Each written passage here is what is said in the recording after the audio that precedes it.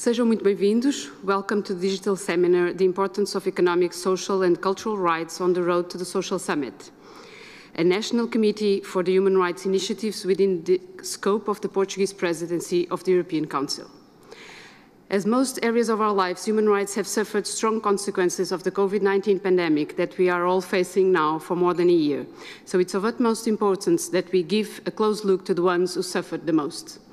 To go beyond the diagnosis and look for cures is the opportunity that has been given to us today by getting together some of the most important leaders, researchers and thinkers about human rights. This webinar will be an important contribution to the Porto Summit, where the political and social European plan will be discussed starting next Friday. As a journalist, I'm mostly fond of questions, so it is with great expectation that I look forward for the audience's questions that will be answered before the end of the session. You can write your questions using the functionality Q&A at your Zoom platform, indicating to whom you are addressing to. We have 1.5 hours for it all, so a huge task ahead of us. Let's get started. Our first guest is Francisco André, Foreign Ministers and Cooperation Secretary of State and President of the National Commission for Human Rights. Please. Thank you, Isabel. Good morning to everyone, Excellencies, ladies and gentlemen. Allow me first of all to thank you, Isabel, for accepting our invitation to host and to moderate this debate today. To thank the video messages that we are going to watch nextly by Michelle Bachelet, the United Nations High Commissioner for Human Rights, and also from Nicola Schmidt, the European Commissioner for Employment and Social Rights. I would like to greet some of our guest speakers today. I would like to greet Gabriel Bastos, Secretary of State for Social Security, my good friend. Also, Olivier de Schutter, the United Nations Special Rapporteur on Extreme Poverty and Human Rights. Luca Vincentini, Secretary General of the European Trade Union Confederation. Also, Maurizio Bussi, the Deputy Regional Director of ILO. Jean-Marc Coirin, President of the Civil Society Europe. Virginia Braz Gomes, also here with us today, Senior Social Policy Advisor and former Chair of the United Nations Committee on Economic, Social and Cultural Rights, and also Professor Teresa Pizarro Bleza. Ladies and gentlemen, I have the honor to warmly welcome you to this session dedicated to the economic, social and cultural rights organized in the framework of the Portuguese presidency of the Council of the European Union. The Portuguese National Human Rights Committee, which is the national mechanism for implementation, reporting and follow-up of our human rights obligations, has been actively working to promote and protect all human rights. This reinforced engagement of ours was particularly needed to counter the negative effects of the current pandemic, which has exacerbated existing structural inequalities in our societies and among countries, increased poverty, social and economic exclusion, and also reversed gains made in the realization of economic, social and cultural rights. Indeed, there is an enormous burden being placed on national health systems worldwide. Hospitals are overstretched, essential healthcare is being denied or postponed in order to respond to COVID-related urgencies.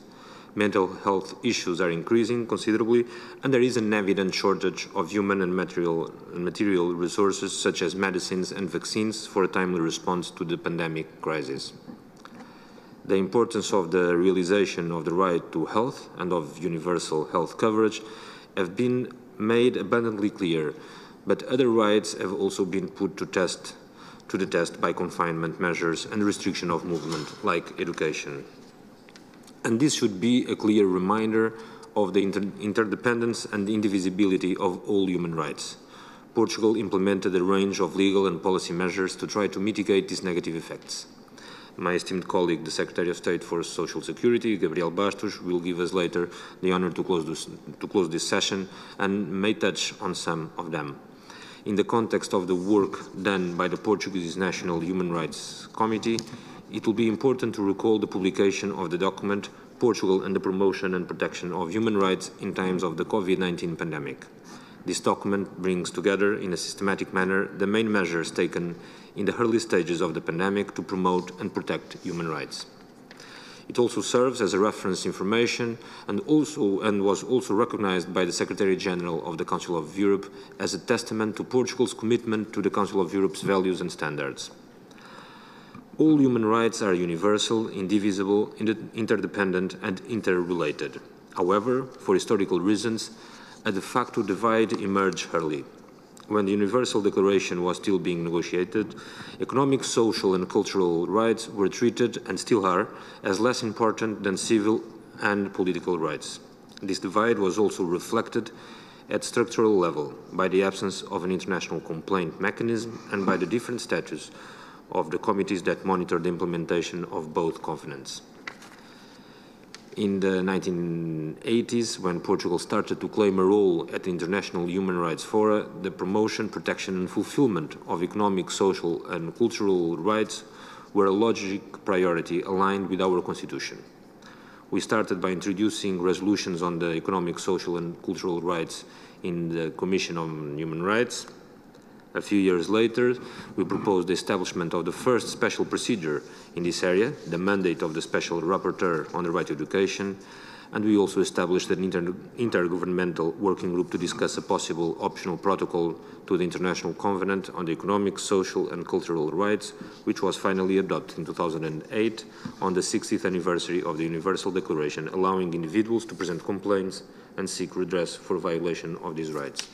Last March, during the session of the Human Rights Council, we presented the resolution on economic, social and cultural rights with a focus on the recovery post-COVID-19 because we must prepare our societies for future crises. Portugal's long-standing commitment to human rights is reflected in our EU presidency program and in our goal to build a more resilient, cohesive, equal and prosperous union, doing full justice to the principle of leaving no one behind.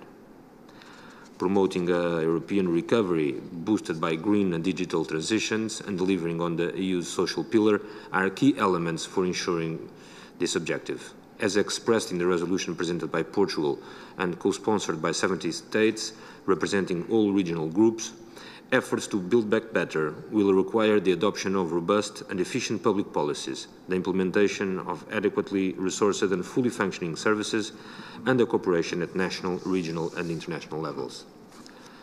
The Porto Social Summit, that will take place later this week, aims to give a political impetus to the implementation of the European Pillar of Social Rights and its action plan, underlining its central role in European recovery and the adaptation to the climate, digital and demographic transitions.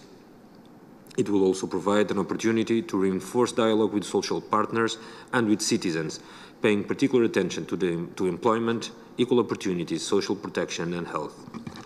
Ladies and gentlemen, I cannot finish without expressing my deepest gratitude to all speakers, moderator and participants.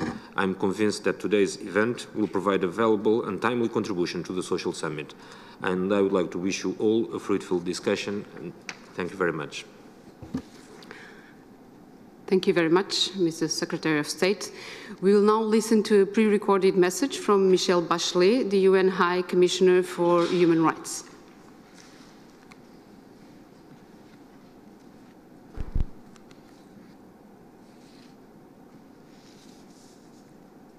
Greetings to all of you.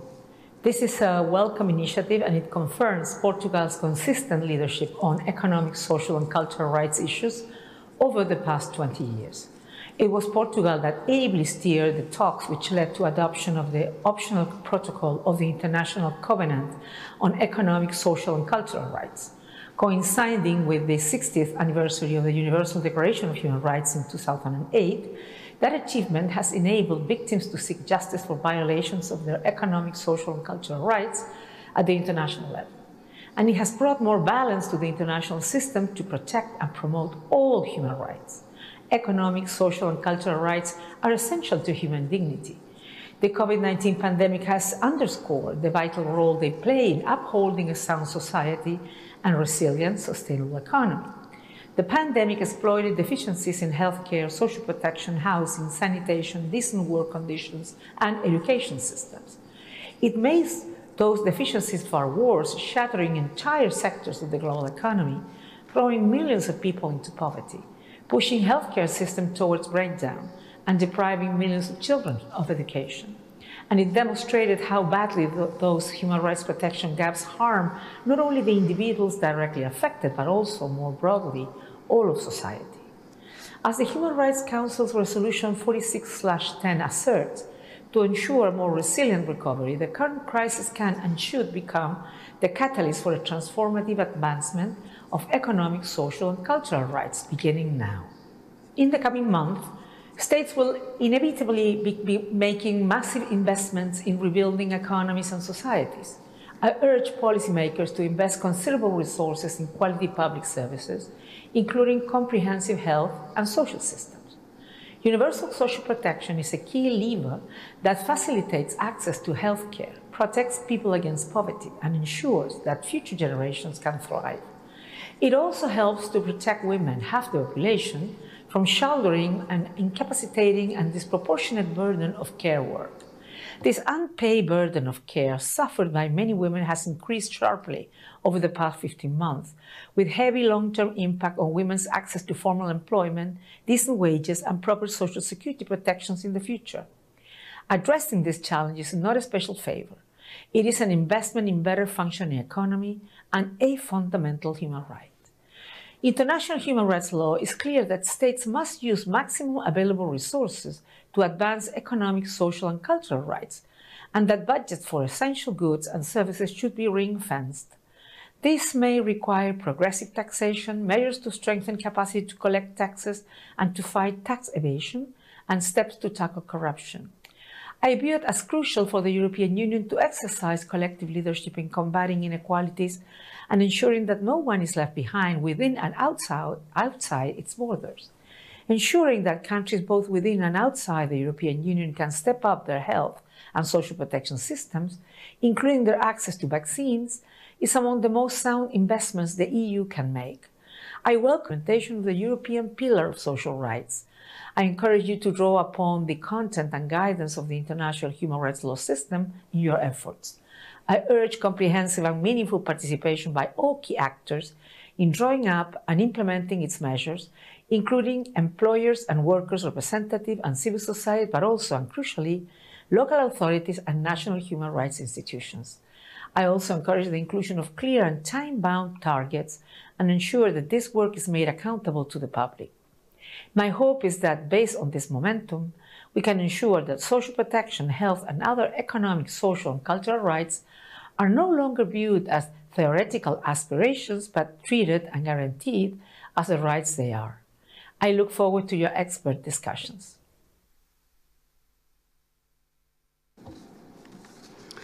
Thank you. It is now time to listen to another pre-recorded message, this time from Nicholas Schmidt, European Commissioner for Jobs and Social Rights.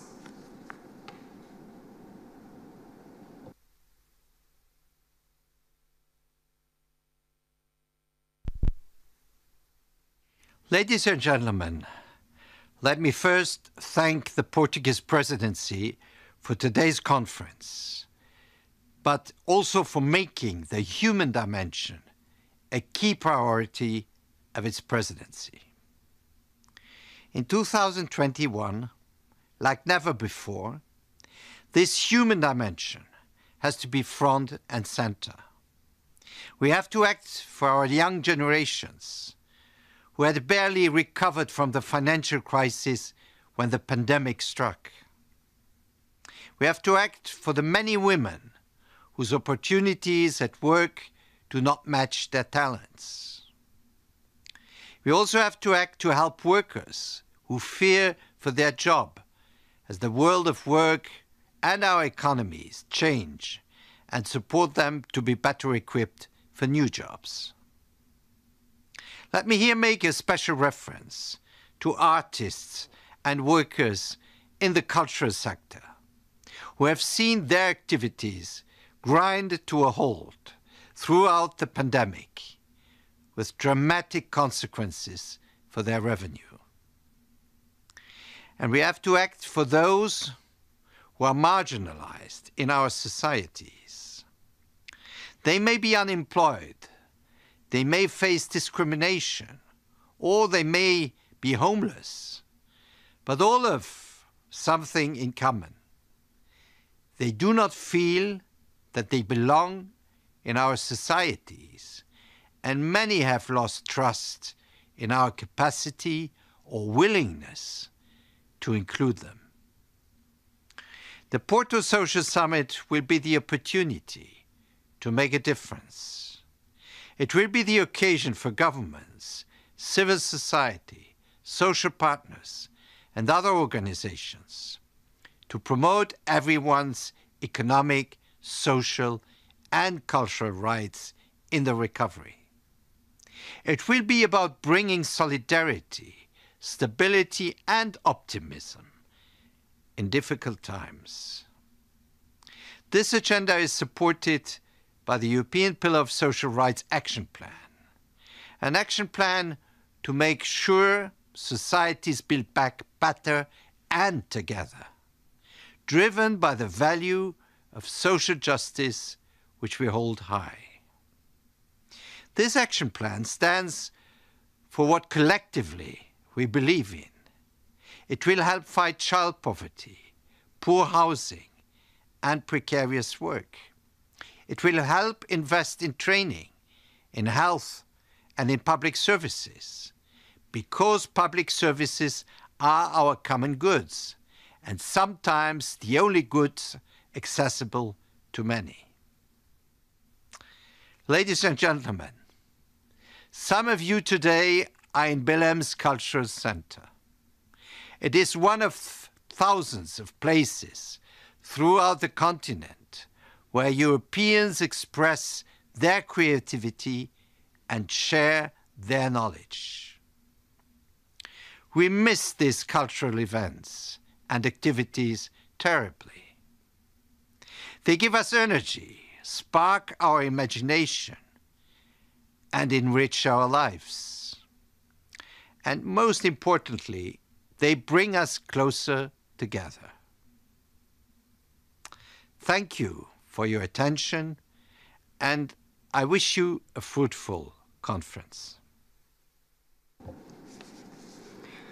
Thank you. Next, we will have an experienced professional in humanitarian operations at the United Nations, the Deputy Regional Director of Europe and Central Asia, Maurizio Bussi.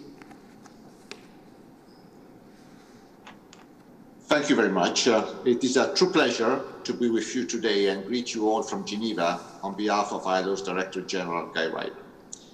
I wish to thank the Portuguese Presidency of the EU and the National Human Rights Committee for this kind invitation and for convening this meeting. Let me begin by saying something about the times we are in. Who among us does not feel unmoored? The flow of events, their scale and strangeness, and sheer volume posing one another unprecedented societal and personal challenge of obvious urgency is overwhelming. And this is an understatement. It has been an incomprehensible mix of momentous change, weary monotony, unfamiliar hardships, and at times, unescapable sadness. And yet, nothing can be more important right now than reaffirming the power of our fundamental principles and values. Never have our society more desperately needed to reap the benefits of our shared ideals, newly discovered knowledge, and the pursuit of truth. Last Saturday, we celebrated for the second year in a row the International Workers' Day under the shadow of the COVID-19 pandemic.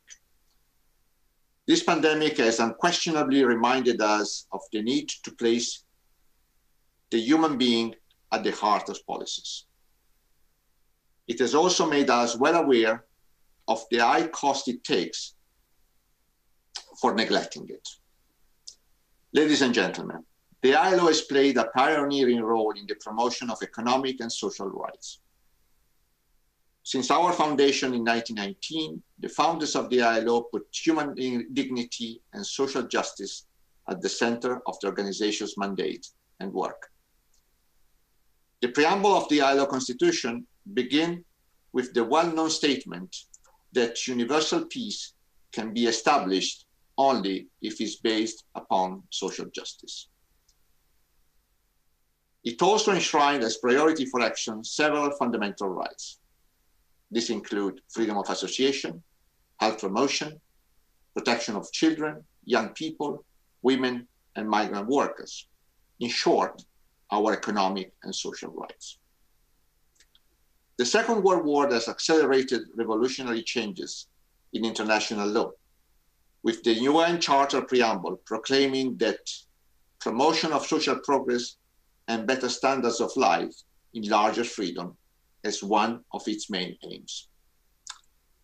The 1944 ILO Philadelphia Declaration, our Magna Carta, stated that labor is not a commodity. Freedom of expression and association are essential to sustain progress.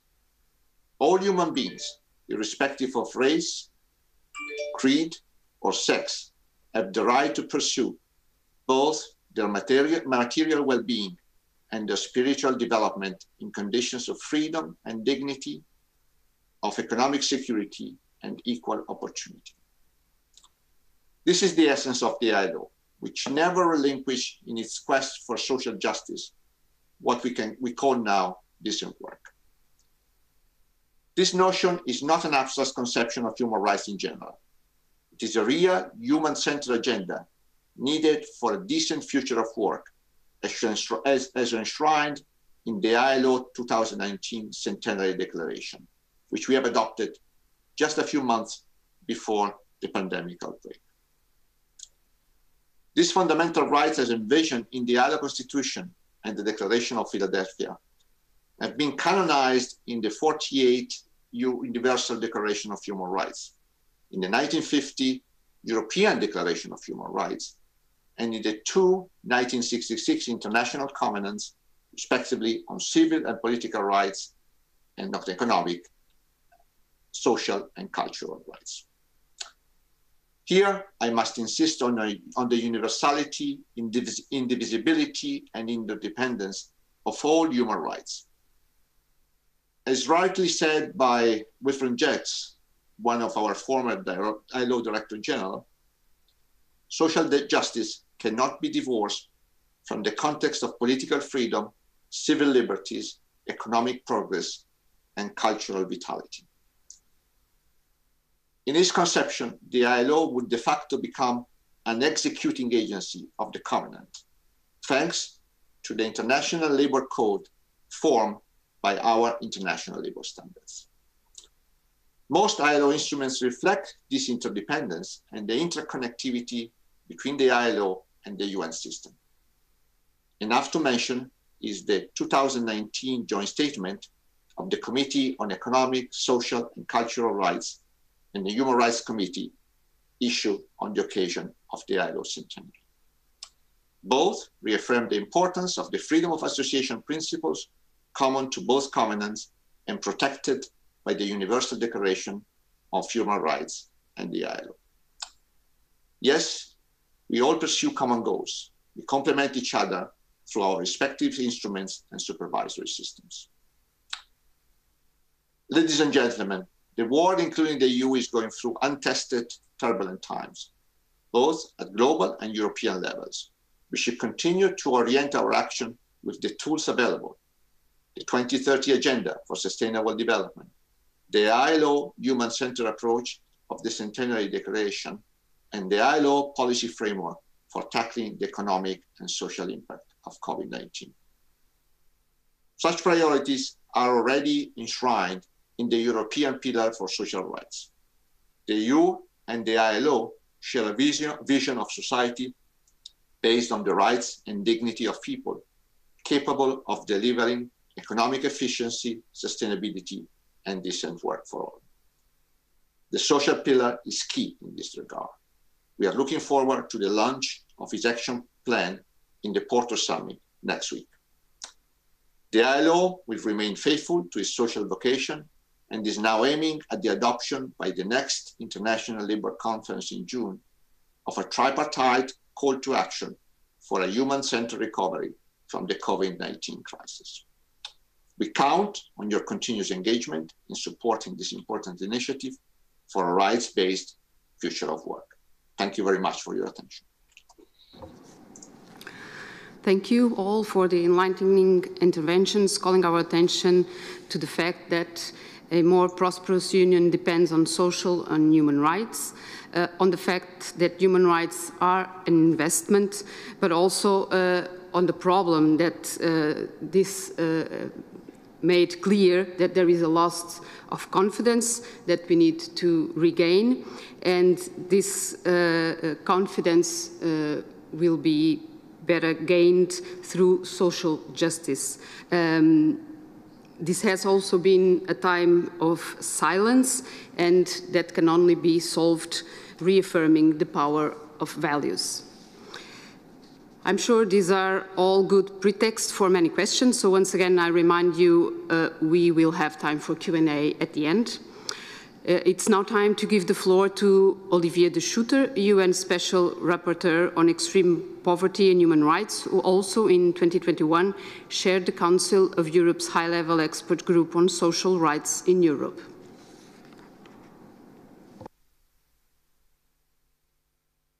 Many thanks indeed, and very warm welcome to all the colleagues on this important panel organized by the Portuguese presidency of the Council of the EU. Let me say a few words about the key conclusions I draw from my mission to the EU starting on 24th of November 2020 and that closed on 29th of January of this year. The purpose of the mission was really to assess the efforts of the EU to combat poverty, and I was struck in my mission by the openness of my interlocutors, including Commissioner Nicolas Schmidt, whom we just heard, and Pascal Donoghue, the Minister of Finance of Ireland, President of the Eurogroup, and I was really impressed by their willingness to engage. I think we also were all impressed by the reactivity of the EU to the COVID-19 pandemic. Many taboos have fallen. The rules on state aid were relaxed. The general escape clause to the Stability and Growth Pact was activated. For the first time, the EU will be authorized to borrow on the international markets on behalf of the 27 member states to finance Next Generation EU, in particular, the Recovery and Resilience Facility for 750 billion euros. Now, these are very important achievements. However, I would like to express two concerns. The first concern is that the structural factors that create obstacles to the fight against poverty at member state level have not been addressed. We still face a union in which there is social competition between the EU, in which some member states believe that they could improve their external cost competitiveness by limiting the increase of wages and social contributions from employers. And as a result, we have some 9 million working poor in the EU, largely as a result of the increase in non-standard forms of employment, zero-hour contracts, mini-jobs, workers of the platform gig economy. And that is why the proposal for a new directive on adequate minimum wage presented on 28th of October 2020 is so important. Secondly, we still have fiscal competition between states, a race to the bottom that is organized in the area of taxation on corporate income in particular. That is why the average corporate income tax in the EU has been decreasing by 11% over the past 20 years, despite the existence of a code of conduct on business taxation since 1997 and the work of the European Code of Conduct Group to monitor compliance. The EU, of course, has not remained inactive on this front. It has adopted anti-tax avoidance directives. An agreement was found on 25th of February of this year on a country-by-country reporting for large multinational enterprises. However, the principle according to which competition between states has positive impacts, justifying the unanimity rule for fiscal harmonization in the EU, this principle remains unchallenged. Thirdly, we have the Stability and Growth Pact and the Treaty on Stability, Coordination and Governance of 2012 that impose to maintain public deficits under control and to control the public debt. And that remains formally in force, although no distinction is made in this system between, on the one hand, social investment, which creates the conditions for future inclusive growth, and on the other hand, other expenses. And I think that deserves a very profound revision that I hope in the post-recovery period we will be able to make. My second proviso concerns the role of social rights in the EU integrating process. That role of social rights remains quite marginal. First, there is a strong imbalance between civil and political rights on the one hand, and economic, social, and cultural rights on the other hand, in the EU Charter of Fundamental Rights, which only includes social rights to the extent they are not considered as purely programmatic, and which, following its adaptation to allow its insertion in the treaties with the Treaty of Lisbon, distinguishes between rights that can be directly invoked before courts and principles which can only be invoked against certain measures or to guide the interpretation of other measures under Article 52, paragraph 5 of the Charter. The European Pillar of Social Rights is important, but it is not a substitute for this imbalance. The European Pillar of Social Rights is a political program, a guide for legislative action. It is not a set of rights, of entitlements, which may be invoked before courts. And let me take one very clear example. Principle 14 is on minimum income, and it states everyone lacking sufficient resources has the right to adequate minimum income benefits, ensuring a life in dignity at all stages of life, and effective access to enabling goods and services. However, despite the demand of civil society and despite there being a legal basis for this, the Commission proposes today in its action plan to implement the European Pillar of Social Rights nothing more than a new Council recommendation, a non-binding instrument in order to implement this promise of Principle 14 of the European Pillar. A third example of this imbalance between rights is that there is no systematic impact assessment on poverty or on social rights of the EU policies or legislation, of the national recovery and resilience plans filed under the Recovery and Resilience Facility, or indeed of the memoranda of understanding concluded with countries benefiting from support from the European Stability Mechanism. Despite the commitment made in 2014, when the Commission of Jean-Claude Juncker took office, to ensure that greater attention should be paid, and I quote, to the social fairness of new macroeconomic adjustment programs to ensure that the adjustment is spread equitably and to protect the most vulnerable in society. That promise has not been kept. Fourth, in the EU's law and policy making, occasional references are made to the International Covenant on Civil and Political Rights, to the Convention on the Rights of the Child, and indeed to the Convention on the Rights of Persons with Disabilities, which the EU is a party of. However, very few references are made to Council of Europe instruments in the field of social rights, the European Social Charter, and hardly any reference at all is made to the International Covenant on Economic, Social, and Cultural Rights. Although this could facilitate the search for consensus in the EU across the member states on certain important topics, such as the adequate minimum wage, such as minimum income schemes. References to the European Social Charter and to the International Covenant on Economic, Social, and Cultural Rights could strengthen the credibility of the EU in its international relations, as it imposes itself compliance with standards that it seeks to have imposed on others. It will also avoid creating a situation in which member states are imposed conflicting obligations, respectively under EU law or as a result of their membership in the EU and under international human rights law. Remember, for example, that under the European Social Charter, the reform of the Swedish labor legislation that followed the Laval judgment of the European Court of Justice in 2007 resulted in a finding from the European Committee of Social Rights that Sweden was in violation of the European Social Charter.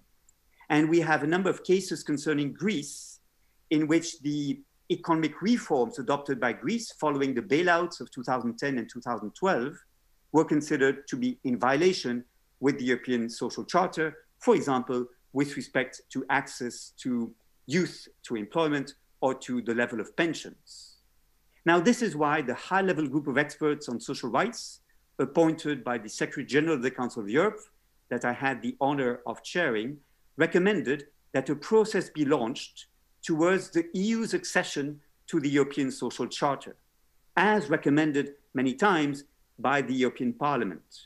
This was endorsed very recently on 22nd of April by the Secretary General of the Council of Europe in her proposals to improve the implementation of social rights in Europe in advance of the Berlin ministerial meeting of the Council of Europe on 21st of May.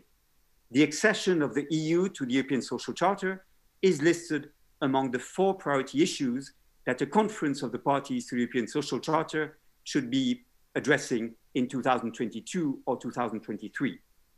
Let me conclude by saying that the EU can be proud of the standards of living achieved on the continent and of the welfare systems that the member states have developed.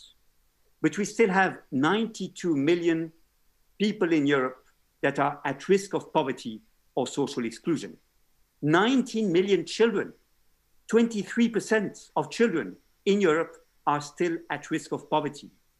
And neither the socio-economic framework of the EU and its macroeconomic tools, such as the European semester, nor the current tools developed to guide the economic recovery are grounded in social rights as rights, with the elements of participation, accountability, and entitlements that this entails. Enormous goodwill is expressed, and there's a genuine desire to move forward. I'm therefore optimistic that we shall see further progress on this front. We can and we must do better for Europeans. Many thanks indeed.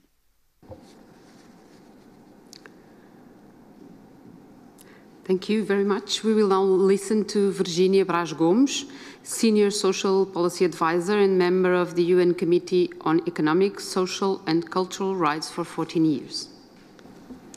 Thank you. Warm greetings to you all from our beautiful city of Lisboa.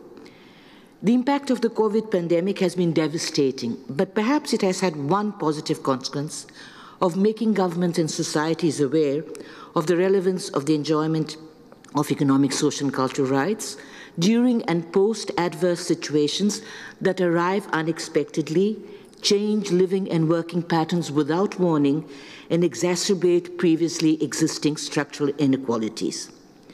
Governments were faced with a number of interconnected challenges in order to mitigate the effects of the pandemic, trying to reconcile public health needs with efforts to keep the economy going.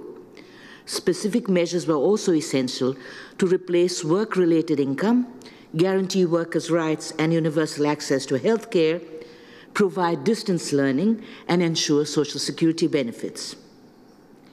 Though the pandemic situation is still complex, we are hopeful that slowly our lives will regain some kind of normalcy.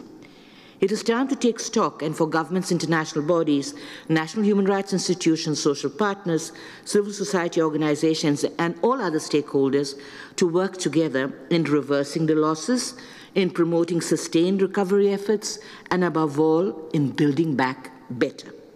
Using the framework enshrined in the International Covenant on Economic, Social, and Cultural Rights, ratified by all the European Union member states, there are 6 points I would like to put forward as a contribution to the implementation of the European Pillar of Social Rights and its action plan. First and foremost, to reinforce the indivisibility and interdependence of all human rights. When an enemy is at the gates or a disease in the streets, some extraordinary measures are necessary. Lockdowns, for example, have saved millions of lives. But in some countries, a flawed vision of what to fear during an emergency led to the shrinking of democratic space and unjustified restrictions on the enjoyment of civil and political rights. In many others, the combined effects of poverty, non-standard forms of employment, lack of income and access to resources and to quality social services, as well as inadequate housing and public transportation conditions, led to increased infection and transmission rates and avoidable deaths. There is no clearer confirmation that effective protection of human rights requires the recognition that they are indivisible, interrelated, and interdependent on one hand, and require the implementation of coherent and integrated programs and initiatives on the other.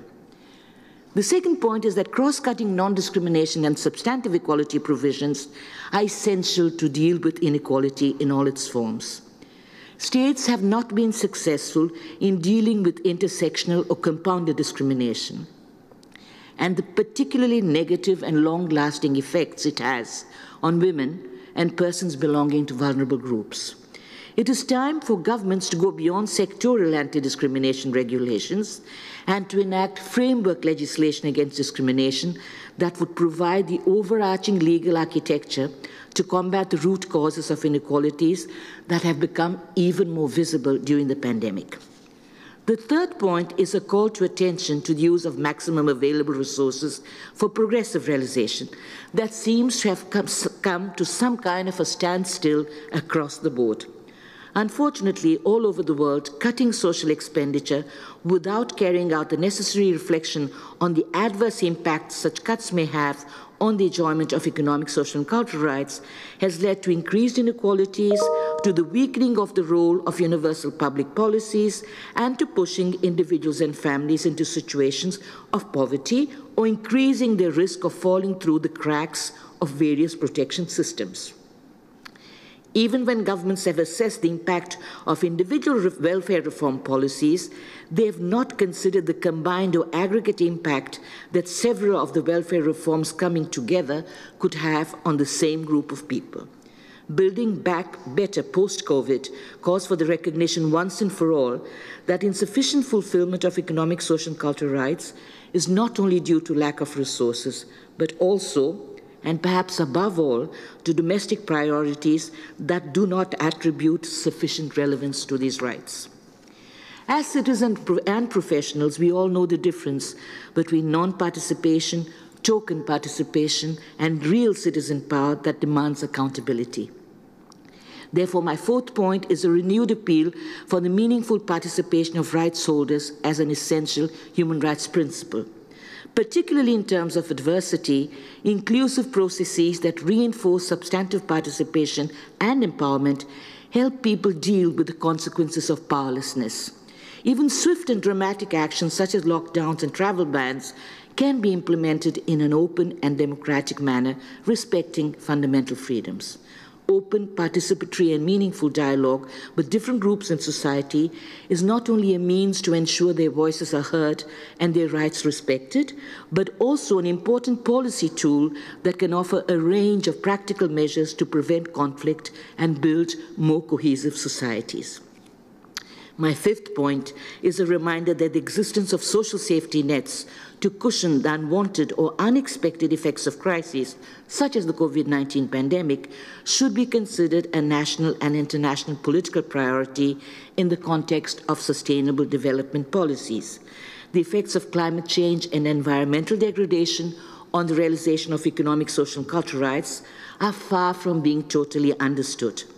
For recovery efforts to be successful, these linkages have to be fully reflected in present and future public policies. My sixth and final point concern efforts to rethink and reorganize the role of states that continue to grapple with the need to balance long-term financial sustainability concerns with the fulfillment of their overall function of ensuring an acceptable level of protection to all their citizens, especially the most vulnerable. The co-responsibility of central and local administration authorities on one hand and of public and private providers on the other in no way decreases the final responsibility of the state, particularly for those most in need of protection. The pandemic has made that crystal clear by revealing the danger of chronic underfunding and scaling down of public systems that negatively impact their capacity to provide quality service and respond in a timely and effective manner to unexpected emergencies. COVID-19 is probably just one of the many threats we will face over the coming years.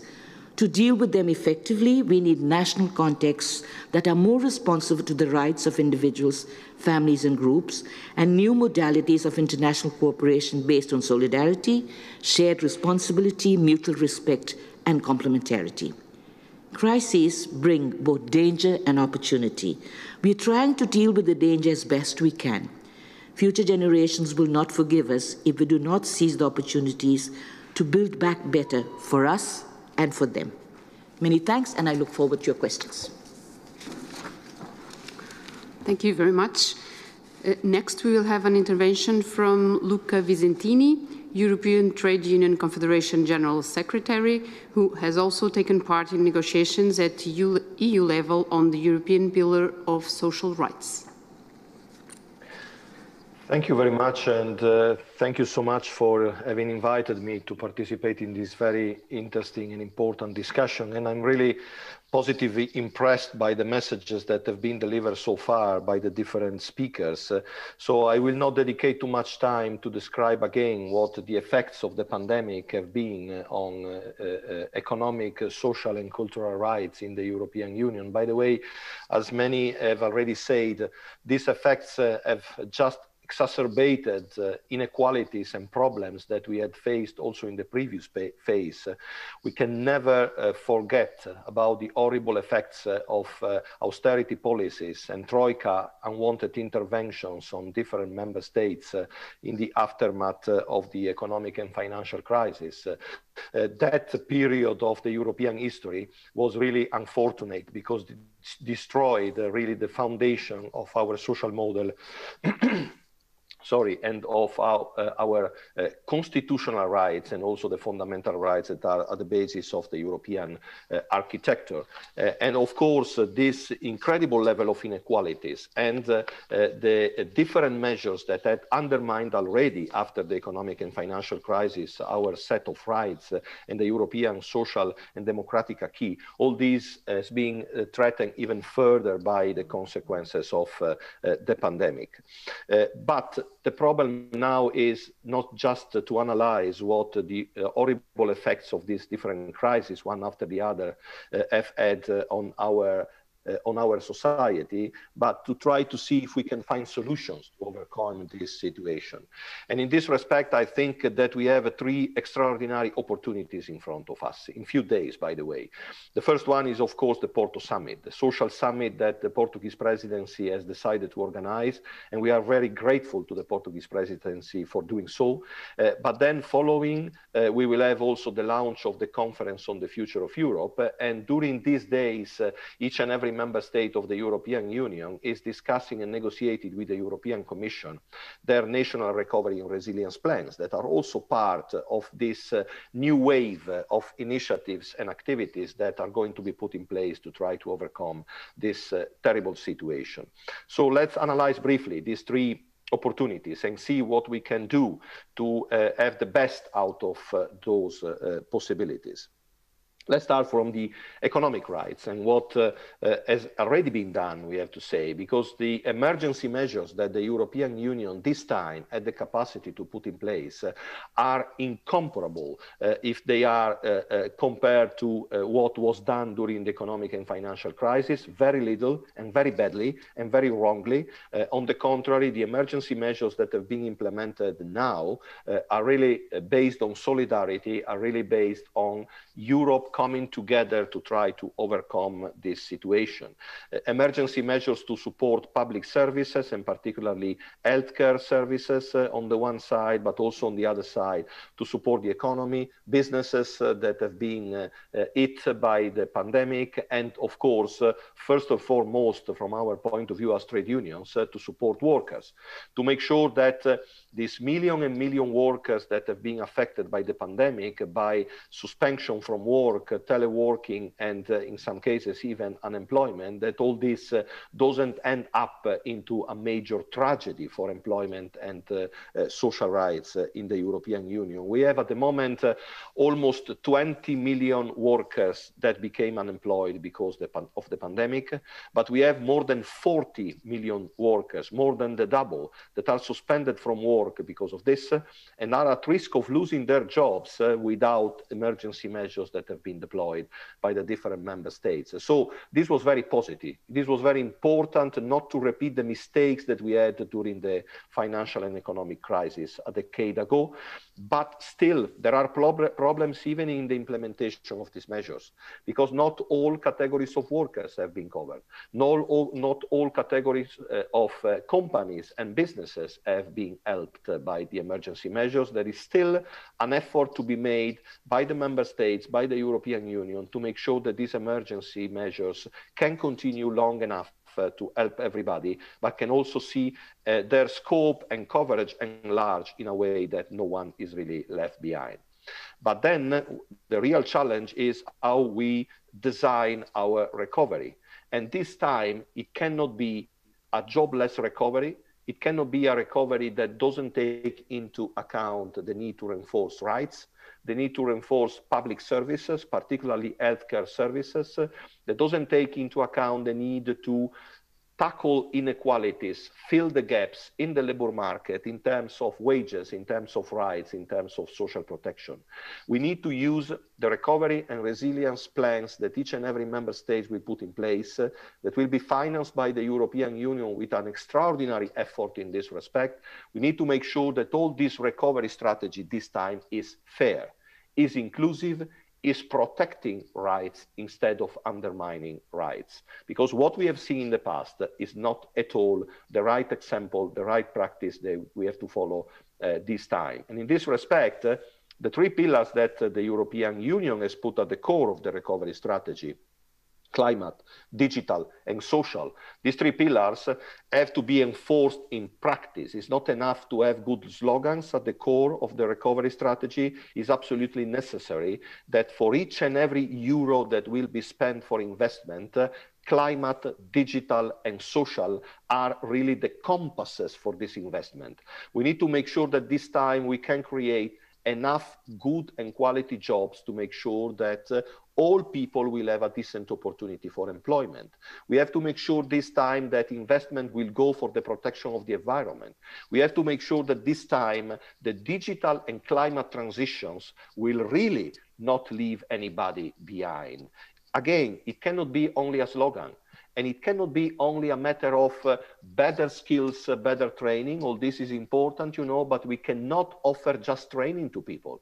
We need to make sure that we have really investment that creates sustainable economic opportunities everywhere in Europe, in each and every community. We need to avoid to create again what we did in the past, economic and social deserts where we had transitions and restructuring processes going on. We need to make sure that everybody is involved in a governance process that can really make sure that we can build a more progressive and inclusive economy for the future. This is sustainability. Sustainability is also a matter of protecting rights. It's also a matter of providing the needed protection for everybody to be included in a decent and progressive process for the economy. And in this respect, I very much agree with Olivier de Schutter when he said that there is a need for radical reforms in the economic model of the European Union, because it was the wrong economic model based mainly on neoliberal theories and austerity that led to undermining rights, economic, social, and cultural rights in the European Union. The origin of our negative outcomes is the wrong economic policy that we have implemented so far. So a radical review of our economic governance, of our fiscal rules, of the Stability and Growth Pact, on all the even treaty-included rules that are at the core of this wrong economic policy. This is really crucial if we want to rebuild an economy that is based on respect of rights, an economy at the service of people.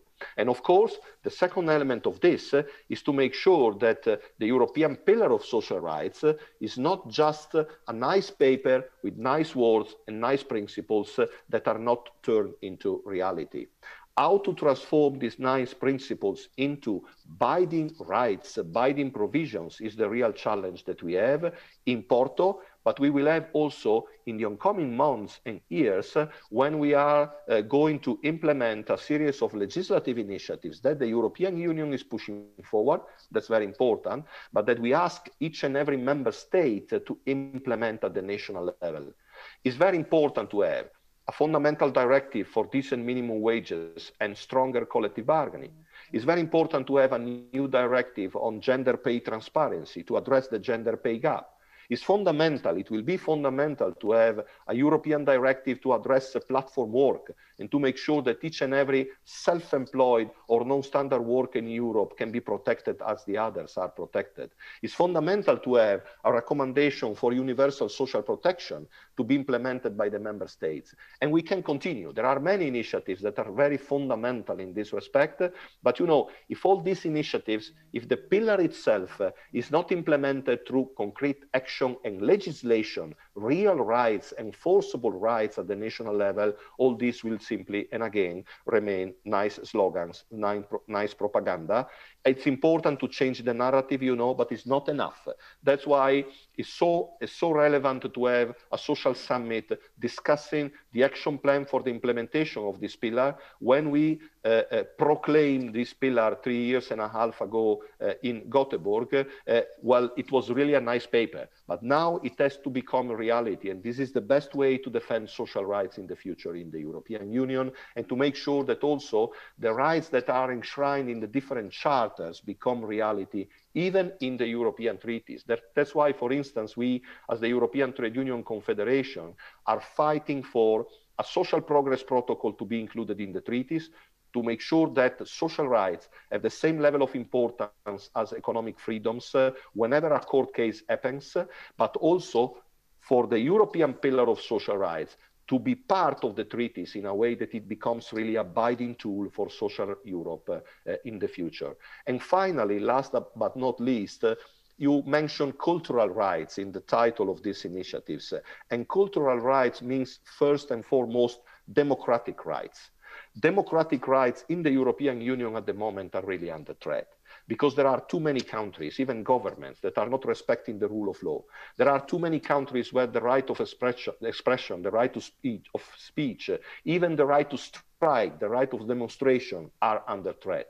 There are too many countries where people are not protected in terms of their privacy, in terms of their data, of their personal rights and freedoms. So there is really the need, even in the framework of the discussion about the conference on the future of Europe, to make sure that we can really enforce individual rights, freedoms, and democratic rights in the European Union. And when it comes to this, from a trade union perspective, of course, it's fundamental that also workers' rights are considered, are basic and fundamental democratic rights. Social dialogue, civil dialogue, collective bargaining, workers' participation, these elements are part of economic and social democracy. Democracy is not only a formal value. Democracy has to happen in the reality. And the reality is the economy, is the society, is the labor market, is the workplace. In these places, we need to make sure that rights are really implemented and enforced immediately. We cannot continue just saying, okay, we will do it, okay, we have good intentions, okay, we have made maybe some mistakes in the past, and then we don't act to correct these mistakes. We don't act to implement these rights in the reality. This is really the great challenge we had in front of us. So I really think that initiatives like this go in the right direction and help a lot to make sure that the institutional frameworks, such as the recovery strategy of the European Union, the Porto Summit and the action plan for the pillar, and the conference on the future of Europe, that in these institutional frameworks also civil society, economic and social actors can make a difference and can really make a progress. All together we can win this battle, but we have to be consistent and we have to be active. So thank you very much again for having me here, and I'm really looking forward to the discussion that will follow. Thank you. Thank you very much. We will now listen to Jean-Marc Coirin, Secretary General at the Ligue d'Enseignement and President of the European Civic Forum.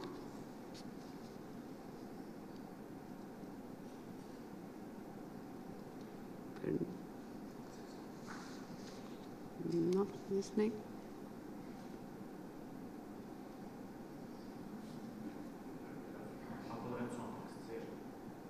Eu não sei se ele me ouvirá. We cannot hear you. There's some problem with your sound, I think.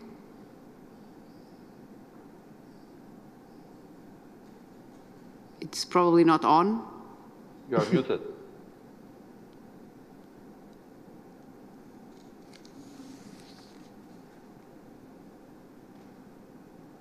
Okay, it's okay now, sorry. Yes, now we listen perfectly. Thank you. Thanks to have invited the Civil Society Europe.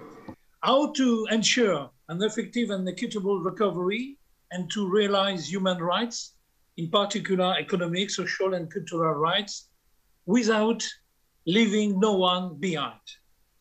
That's the real question for me. We are only now starting to measure the impact of the crisis on new societies, while many of the measures have tried to address and alleviate the economic impact. We also need to look at the other dimensions and how the crisis has affected our social, cultural, and human rights. In particular, we can say that our ability to enjoy non-economic rights have been the most affected, and that people that were already in situations of exclusion or discriminations have been particularly affected. This includes, of course, access to essential social, but also health services, access to culture, as well as all to formal and non-formal education. Together with the loss of income and perspectives, the deprivations of these rights have meant isolation and loss of hope for many people in Europe and in the world.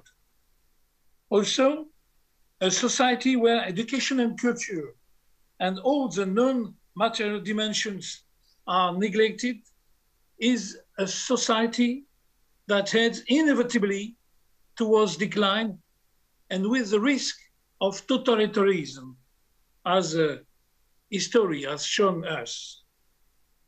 The possibility of collective engagement and participation have also been limited, and our civic rights have been often denied.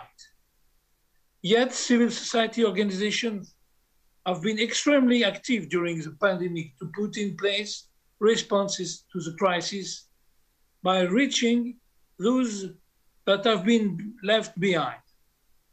More in general, civil society organizations are key actors in providing care and lifelong learning, empowering citizens that are excluded, persons with disabilities, migrants, persons from ethnic minorities, and championing equality.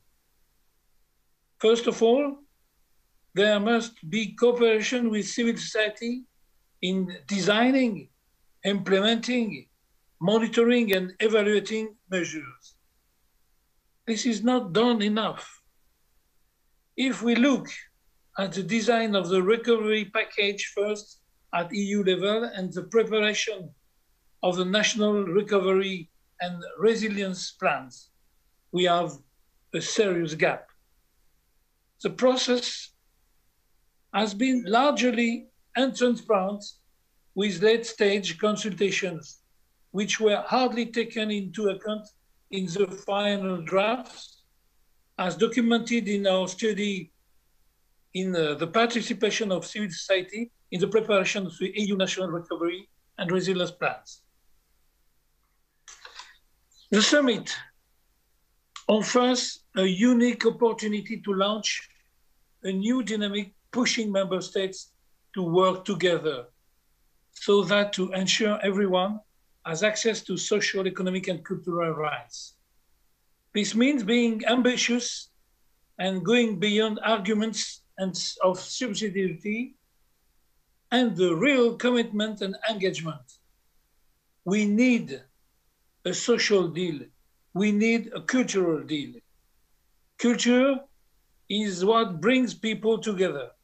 It helps us to understand the past and determines the future of our societies. Culture has been considered disposable during this crisis. Yet we need culture to make our societies free, equitable. We need to sustain from bottom up the cultural sector and mainstreaming cultural policies is a priority dimension in policy seeking and funds allocation. For the successful implementation of the European Pillar of Social Rights and the UN's Sustainable Development Goals, it is of utmost importance that the policy recommendations of the European Commission to the Member States are in line with and conducive to achieving these social and sustainable goals. It is therefore worrisome that despite the introduction of the social scoreboard, the country-specific recommendations continue to center around macroeconomic indicators and fail to put Europe's social objectives at their core. The action plan on the social pillar for social rights should be endorsed at a minimum, but more ambitious national targets should be put in place. The European semester should have a more prominent social dimension. This is even more important for the 2021 cycle, as the national recovery and resilience plans will be included in the process. Thanks for the invitation and your attention.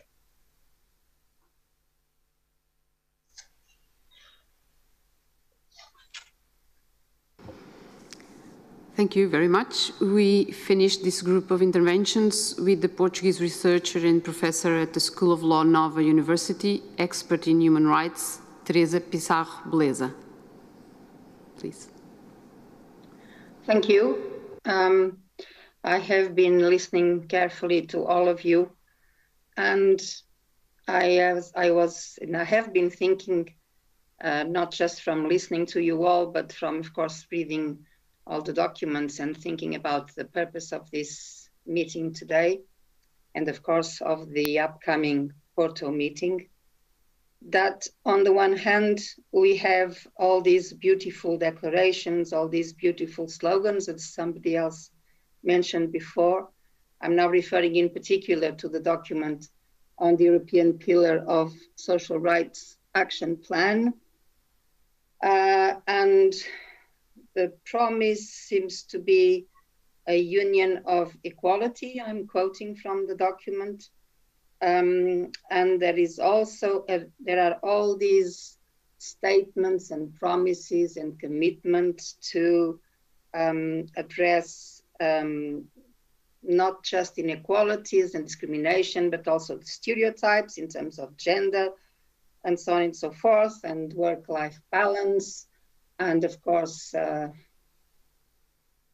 European Union is supposed to fight poverty, and Olivier de Schutter, my colleague from many years in the Venice connection, let's use this expression, called our attention to the existence of over 90 million poor people and working people often in Europe. It happens partly in Portugal as well. And what I see after looking, or what I think after having looked at all these declarations and promises and statements and action plans, is people drowning at sea, crossing the Mediterranean, looking for a better life, people asking for asylum being refused, and of course, all these working poor, often with a female face, because in Europe and all over the world, poverty is mostly feminine. So we have the problem, the issue of gender dimension in here. But it somehow goes beyond this, because what the sight of the people drowning in the Mediterranean on the one hand, and on the other, situations like the present day migrants in Odemir in the south of my country make me think of, is that also because of the pandemic, but also because of the many economic crises and the way the European Union has been unable to deal with them, partly because of the neoliberal beliefs and policies, makes me think of the possibility of Europe not just becoming, but also having already a side or an outlook of a nomad land. And I'm of course referring to the movie that has just won the Oscars in Hollywood or wherever it was. I think it was somewhere else. So although I am, I think, an optimistic sort of person, it is also the case that because I am an academic, I tend to look at things, first of all, from a critical perspective, and as serious as I am able to do so. So I would say that since we all believe that there is no democracy without economic, social, and cultural rights, and because we cannot separate them from the other rights, the so-called civil and political and so on and so forth, unless Europe is actually the European Union, and actually Europe as well, of course. The Council of Europe has also been mentioned mostly by Olivier de Schutter, and the way in which the European Union still somehow refuses to acknowledge its natural sisterhood, I would say, with the Council of Europe, unless the European Union is really committed and decided to put all these lovely statements and promises and slogans in real life, then I would say maybe I should consider stopping my vote to the European Parliament, because somehow I sometimes feel that my belief in the European integration and the progress that has been promised has not been fulfilled. Thank you. Thank you very much to all of you for sharing your thoughts and profound knowledge on the human rights topic that have brought us many topics to discuss and I think many questions. It is now clear that the pandemic uncovered structural poverty in the EU, that social rights must be seen as what they are, rights, and that there is a need for legislation against discrimination. Social poverty needs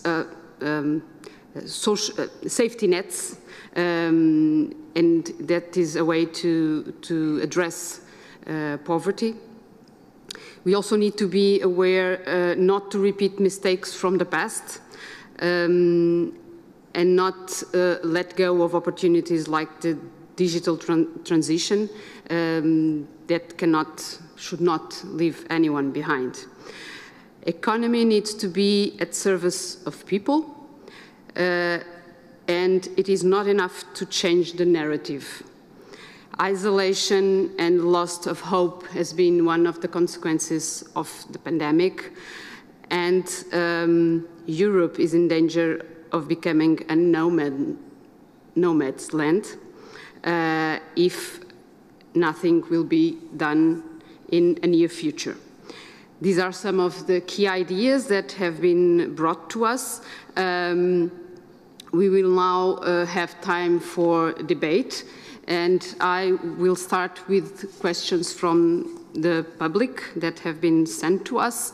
And the first one will go to Professor Teresa Beleza. The question that has come to us is, health is at the core of social rights. Nevertheless, its budget seems to be never enough. What can be done?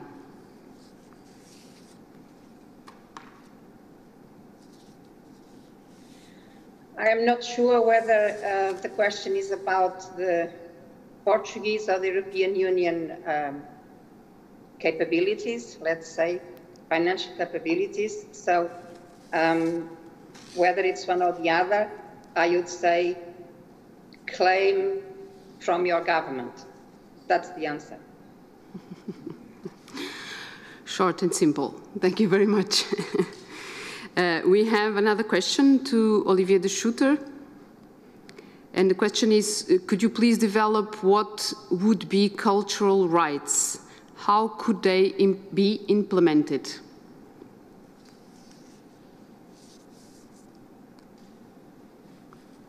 I don't know if we still have him on board.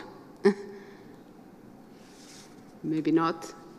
So we can go ahead to another question, and if he comes back, I will repeat the question. So we also have a question for Virginia Braz Gomes, which is the situation of homeless people is getting worse and its number increasing. What can be done to tackle this challenge? Thank you very much for the question. I think when we speak of homelessness, we speak of a number of flaws in our housing policies. It is because probably in many countries, and even in my own country, we do not have enough social housing. There is a lot of territorial discrimination in terms of neighborhoods that have concentrated migrant groups and where there is limited access to quality services, there's limited access to employment opportunities. So there is a whole lack of exercise of the right to housing. And I think the last stage is when people become homeless. Of course, we know that homelessness has other reasons related to mental health issues, drug addiction problems.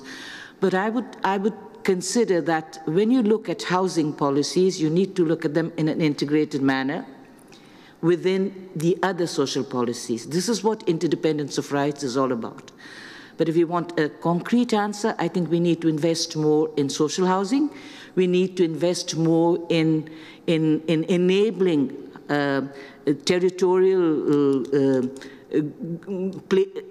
enabling certain neighborhoods with better access to opportunities and resources.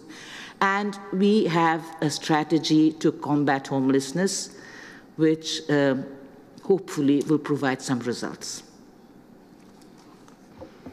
Thank you very much. We have another question for Luca Visentini. European workers need to work with fair salaries, allowing them to have a dignified life. What can be done in this regard? Which are your expectations for the Social Summit of Porto? Well, European workers have been, I've seen their wages cut and undermined by the austerity measures implemented in the past, and wages are diverging even further now instead of converging, as was our expectation. On the contrary, so there is really need for immediate action to make sure that we can have real upward convergence in terms of wage developments in the European Union. By the way, this will not be benefiting only workers and social justice, but also the capacity of our economy to be more resilient and more competitive. Having a well-developed wage increases will help also competitiveness and productivity. How to achieve this is, of course, very complex. We think that this proposed new directive for decent minimum wages and collective bargaining is a fundamental tool that can be achieved.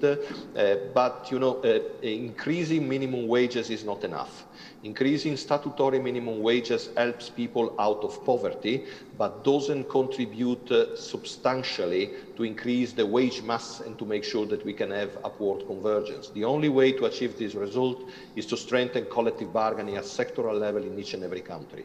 And at the moment, there are only 11 countries out of 27 where sectoral collective agreements are really covering the majority of workers in the European Union. So we need really to make a great effort in Europe to strengthen collective bargaining. Collective bargaining has been mainly dismantled during the last decade, so we have to reconstruct our collective bargaining institutions and make sure that really people, workers, can bargain for decent salaries. This is a fundamental element in this respect.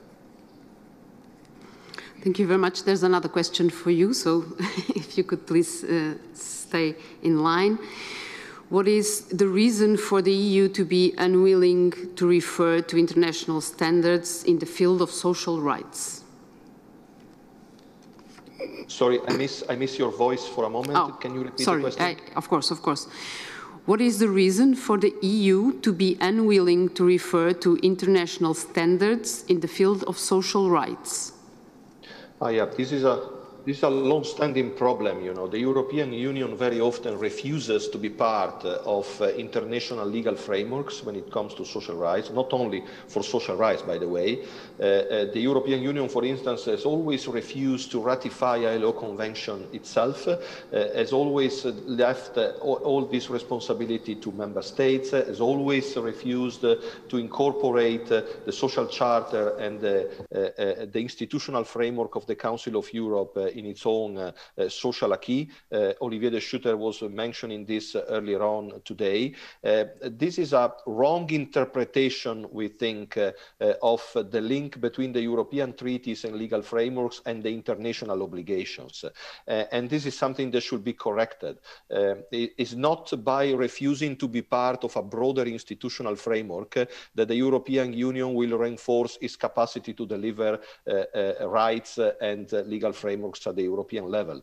This element is something that is really wrong from our point of view and should be really, really corrected.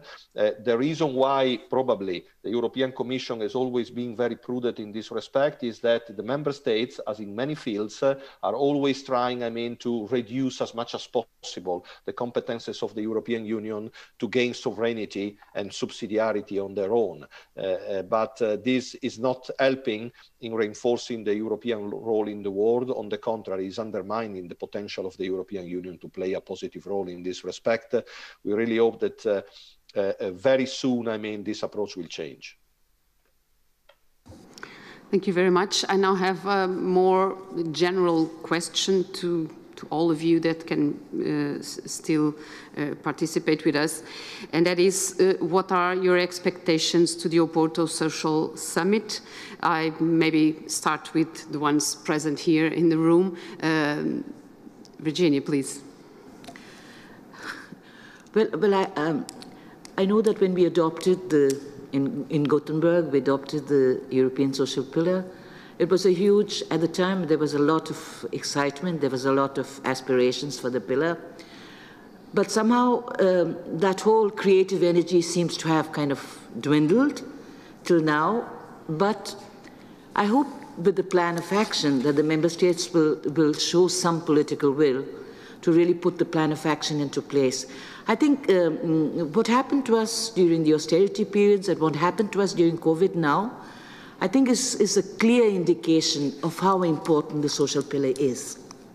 So if there is really political will to make kind of reverse the losses we've made so far and really give the pillar some impetus, I think there's enough food for thought lying around. There are enough creative proposals. What we need is for states and European member states really to understand once and for all that social, economic, and cultural rights are as important as civil and political rights. And that kind of assurance has taken a long time coming. So maybe the Porto Summit will be the place to bring it together. Thank you very much. I'll go again maybe to our starting point. Maurice Dubussy, would you like to give us your thoughts on what you expect from the Social Summit? Yes, with pleasure. Well, this is what I have somehow referred in my introductory remarks. What has been said so far by colleagues around this panel has been all relevant. The reaffirmation of rights, the linkages between employment, social protection, social dialogue, fundamental principles and rights of work, which is the essence of the ILO set of instruments, is certainly part of the Euro system, but there is an incredible opportunity here to make sure that all this body of international law, of international principles and rights of work are firmly embedded as part of, as a core element of the action plan.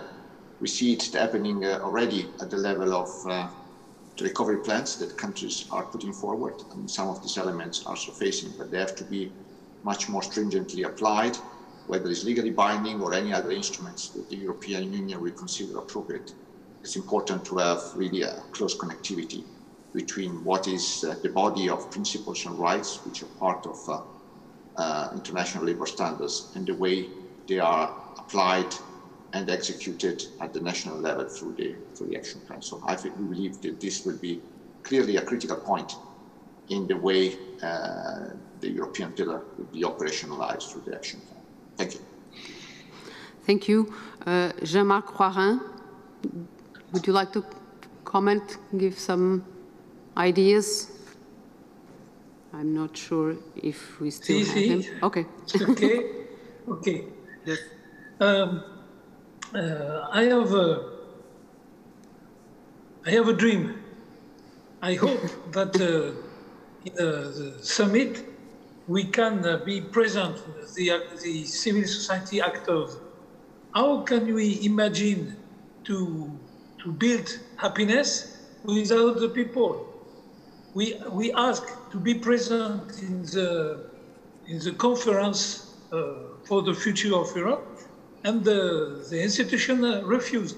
So my hope is to be present at the summit, Porto, and I congratulate you, and I thank you to invite in this meeting.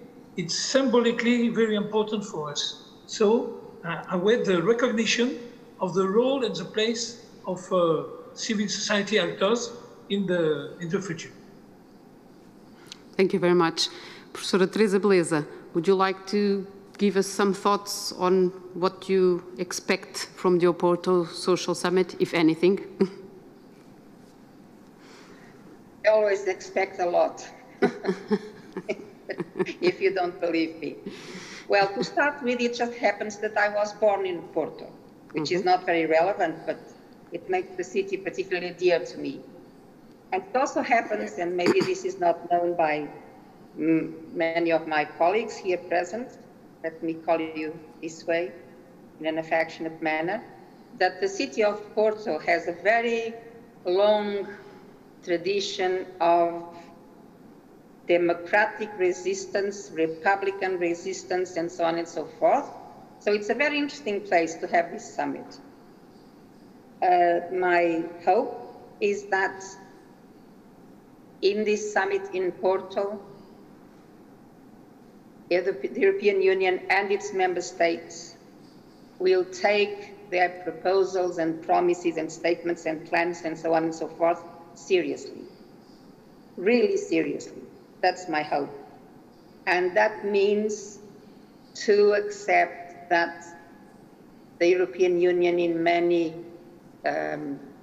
instances and in many contexts, as it were, does need to accept the idea that there is a strong need for structural changes, not just the European Union, but of course the member states.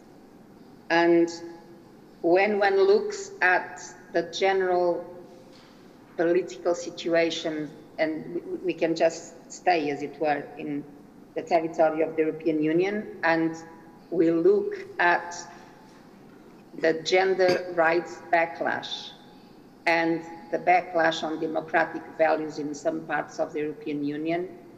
On the one hand, we may think that there is not much reason for hope, but on the other hand, we should think that because the situation is hard and difficult, we have, all of us, to put a lot of pressure on our governments and on, I would say, the government in quotes of the European Union. That's my hope for my hometown, Porto. Thank you. Thank you very much. I think it's the hope of all of us. I will end this group of, time of question, because we are reaching towards the end. I would like myself to put a question to Mr. Secretary of State, using the words or the thoughts, or the worries from Professora Beleza. I think we all live with this paradox nowadays of having in our heads the images of the refugees drowning. So it's not possible to ignore. And as a decision maker, what can you tell us that could be done in the near future using, of course, this summit? Well, thank you very much. As Professor already mentioned about our expectations, what we hope to see, and I think this is partially the conclusion of this morning and definitely the expectation that we have towards the next Friday in Porto, is that this social summit may constitute not only a turning point, but the logic following of what happened in Gothenburg, and also, as Professor Virginia Braz Gomes mentioned, today the times that we are living showed us that the European social pillar is more necessary than ever. If something became clear during these last 12 months that we have been living, is that the need for the state to assure more mechanisms in terms of equality, in terms of providing services to people, to the most needed, definitely.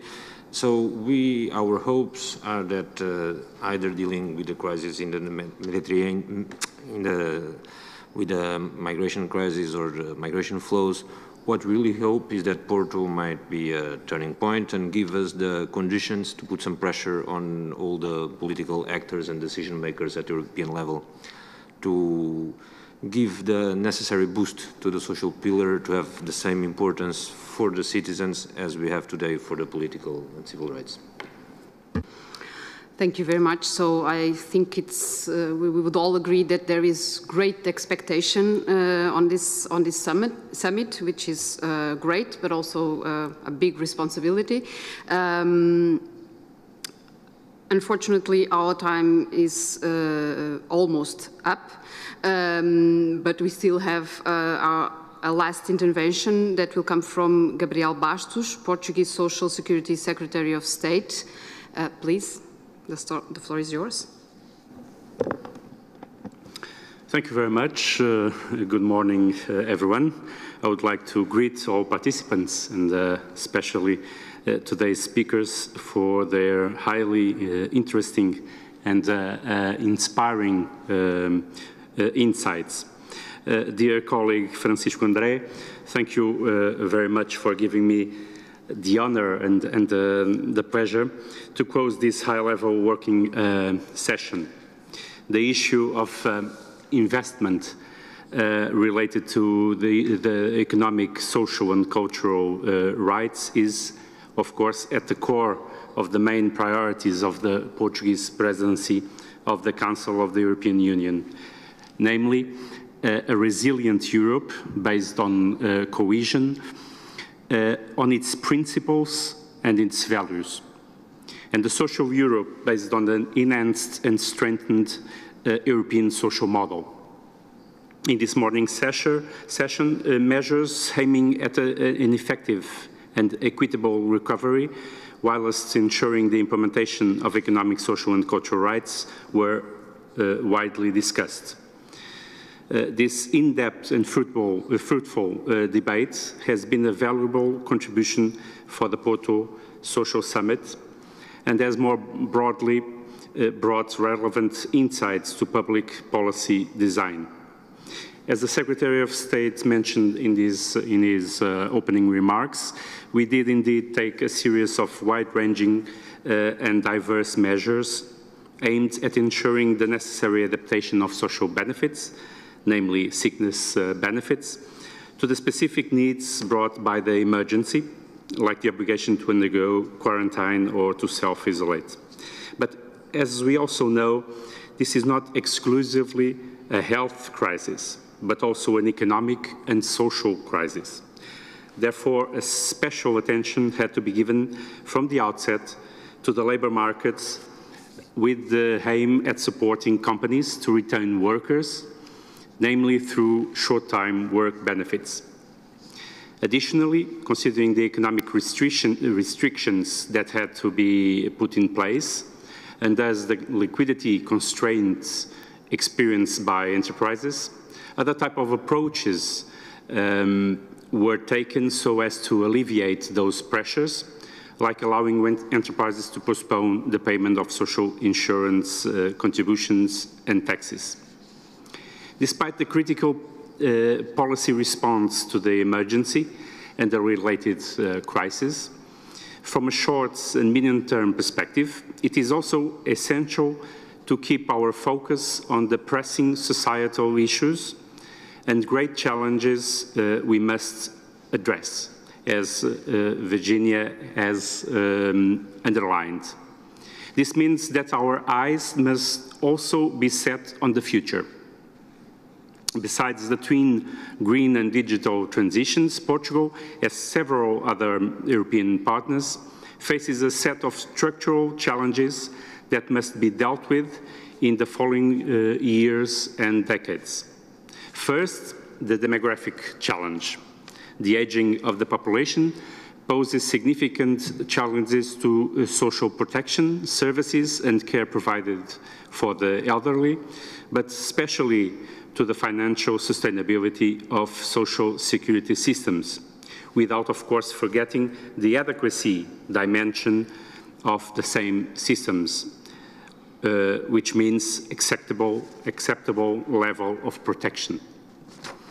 In this context, raising the birth rate, promoting work and family life conciliation, and diversifying social security financing sources are top priorities of our government.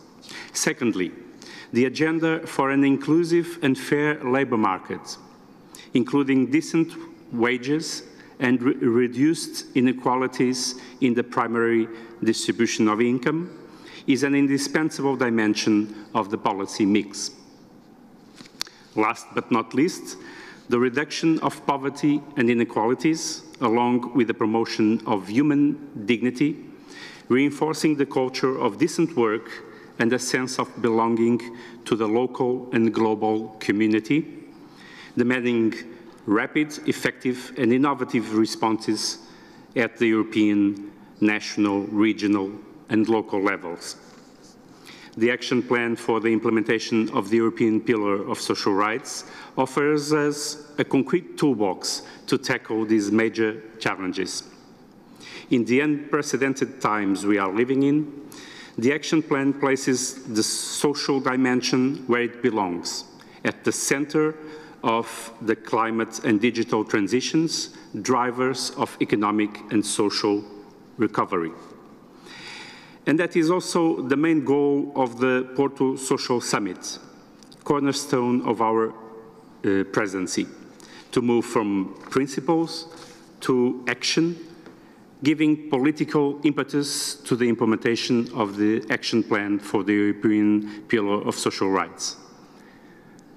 It is, in fact, time to move from words, statements, to concrete action. To underline the central role of equality, fairness, inclusion, and social cohesion in the European recovery, to ensure that we face the challenges of the present and of the future, leaving no one behind.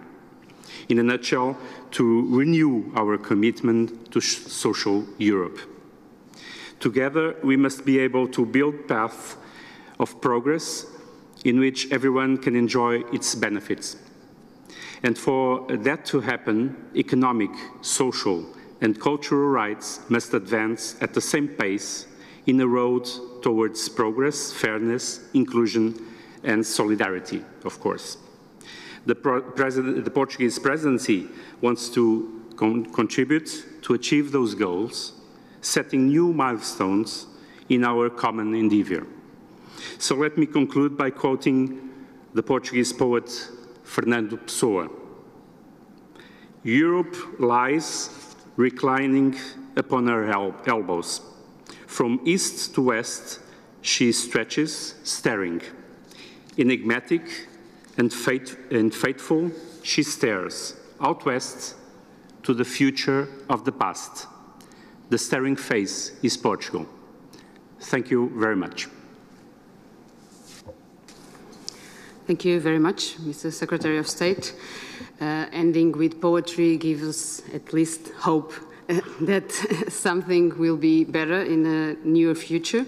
I will just give some very, very short final remarks, reminding that Portugal has a long tradition on the topic of human rights, and that the post-pandemic times call for courage in the fight against inequalities. I think that has become very clear from all the interventions.